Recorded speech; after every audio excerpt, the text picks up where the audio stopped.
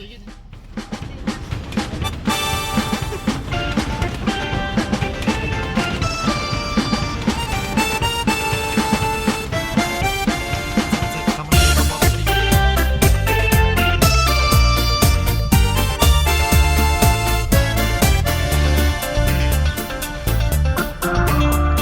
Шпалы, рельсы, шпалы, словно детская игра.